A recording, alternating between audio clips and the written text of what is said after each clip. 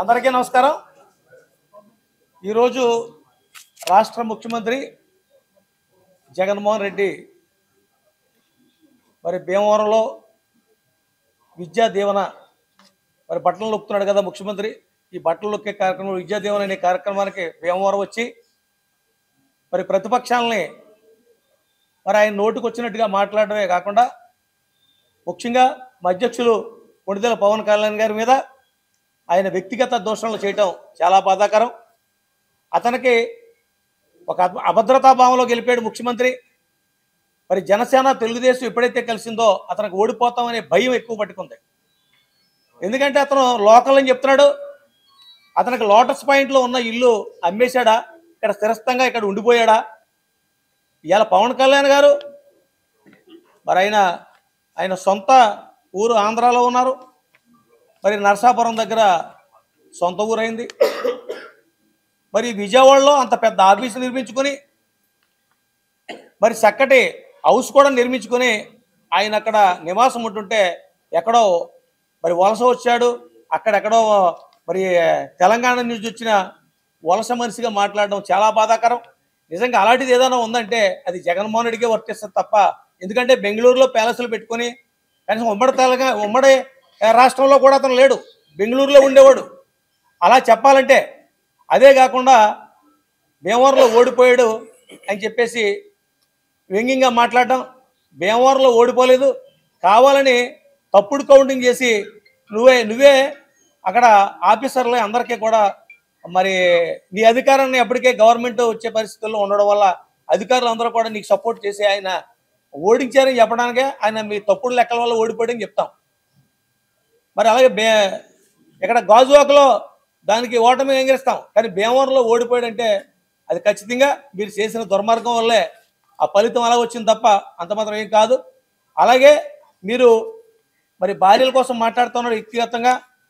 మరి భార్యలు అనేది ఆయన నిజాయితీగా మరి పెళ్లి చేసుకుని చట్టపరంగా వాళ్ళకి విడాకులు ఇచ్చి మరి ఆయన పెళ్లిళ్ళు చేసుకున్నాడు తప్ప నీలాగా దొంగ తిరుగుళ్ళు, నీలాగా మరి షార్ట్న చేసే మరి తప్పుడు కార్యక్రమాలు ఏదైతే ఉన్నాయో అలాంటి కార్యక్రమాలు చేసే నాయకుడు కాదు పవన్ కళ్యాణ్ గారు. అలాగే దత్తపుత్రుడు అని నీ ఇష్టం వచ్చినట్టు మాట్లాడుతున్నావు. మరి దత్తపుత్రుడు అన్నావు, మరి నువ్వెవరికి దత్తపుత్రుడు అనేది నువ్వు అర్థం చేసుకోవాలి. ఆయన ఎవరికి దత్తపుత్రుడు కాదు, ఆంధ్రప్రదేశ్లో ఉన్న తెలుగు ప్రజలకు మాత్రమే దత్తపుత్రుడు తప్ప ఎవరికి దత్తపుత్రుడు కాదు. ఆయన ఈవేళ ఈ రాష్ట్రంలో ఓడిపోయినా గెలిచినా కూడా నిరంతరం ప్రజల పక్షాన ఉన్న మనిషి ఎవరన్నా ఉన్నారంటే రాజకీయాల్లో ఆయన కొణిదెల పవన్ కళ్యాణ్ గారు మాత్రమే తప్ప ఎవరో కాదు. ఇవాళ ఒక్క సీటు ఇచ్చినా కూడా ఇది లేదు. అలాగే ప్యాకేజ్ ఇస్తారు, అలాగే ఇలాగని చాలా మరి ప్యాకేజీలు ఏమన్నా పుచ్చుకునేటప్పుడు ఏమన్నా మంచం కింద ఉండి ఏమన్నా చూసావా జగన్మోహన్ రెడ్డి అని చెప్పేసి నేను అడుగుతున్నాను. నీ అంత మోసగాడు ఎక్కడన్నా ఈ రాష్ట్రంలో ఉన్నాడా? పాదయాత్ర చేసి నువ్వు దొంగ ముద్దులు పెట్టి మరి ప్రజల్ని మోసం చేయలేదా? ఈ వ్యవస్థలన్నీ రోడ్డు ఎక్కించావు.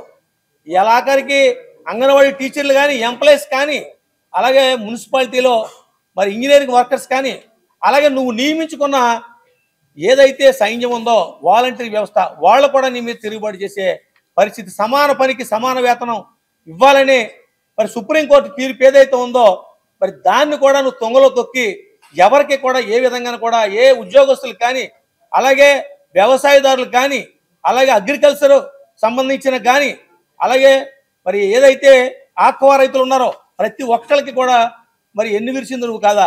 నీ ఓటు బ్యాంక్ రాజకీయం కోసం అందరికీ ఎంగిలి మెతుకులు ఇచ్చి నువ్వు లక్షల కోట్లు సంపాదించుకున్న నిజం కదా.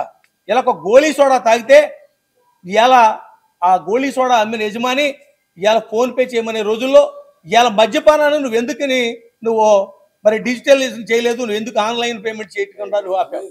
ఎందుకంటే నువ్వు చాలా దుర్మార్గమైన ఈ పరిస్థితి ఈ రాష్ట్రంలో మరి ఉంది. ఎందుకంటే ఇవాళ రూపాయి వస్తే ఆ రూపాయలని ఇసుక కుంభకోణం కానీ, మద్యం కానీ, ఈ రూపాయలని కూడా 75 పైసలు నువ్వు తీసేసుకుని పావలా మాత్రమే ప్రజలకు చూపిస్తా ఉన్నావు. ఖచ్చితంగా రేపు రాబోయే రోజుల్లో ఖచ్చితంగా ఈ రాష్ట్ర ప్రజలు బుద్ధి చెప్తారు. ఖచ్చితంగా నువ్వు ఓడిపోవడానికి సిద్ధంగా ఉన్నావు. 175 ఉన్నావు. కానీ నీకు 5 తీసేసి 17 కూడా వచ్చే పరిస్థితి లేదు. ఇవాళ మా అధ్యక్షులు కానీ మరి మా పార్టీ నాయకులు కానీ నువ్వు మాట్లాడడానికి ఎట్టి పరిస్థితుల్లో నువ్వు సరిపోవని ఎలాంటి తప్పుడు మాటలు మాట్లాడితే రాబోయే రోజుల్లో ఖచ్చితంగా నీకు ప్రజలు, ఆంధ్రప్రదేశ్ ప్రజలందరూ కూడా గుణపాఠం చెప్తారు. దగ్గరలో ఎలక్షన్ ఉన్నాయి, ఖచ్చితంగా నువ్వు ఇంటికి వెళ్ళిపోవడం ఖాయం. నీకు పిచ్చి పట్టి నువ్వు అభద్రతా భవన్లోకి వెళ్ళి మాట్లాడతామని చెప్పేసి హెచ్చరిస్తూ మరొకసారి ఎలాంటి తప్పుడు మాటలు మాట్లాడొద్దని నీకు ఎదవ చెప్తూ సెలవు తీసుకున్నాను. జై జనసేన.